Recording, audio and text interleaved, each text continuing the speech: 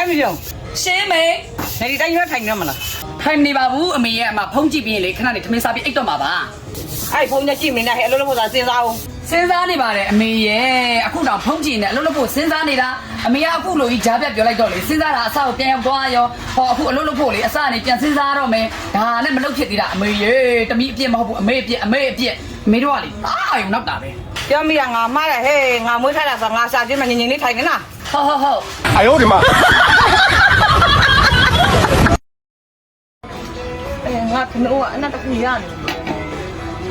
ဒီကြောင်မလား ရှင်းမေ ဒီဘုန်းနဲ့ကြ ဘာလို့လဲ ဘာနဲ့ရလဲ စက်ပြမုန်းနဲ့လေအမေရဲ့ ဆံကိုဆက်ရမှုနဲ့စေးထားတယ် ဟောတော့အမေပဲလေစံကိုပြောင်းသေးဆိုတော့အဲ့ဒါစက်ပြမုန်းလေးထည့်ပြီးတော့တေချာသေးထားတာလေအမေရဲ့စက်ပြမုန်းလေးထည့်ပြီးတော့တေချာသေးထားတာလေအမေရဲ့ နေအားလားဟမ် 哎呦我的妈！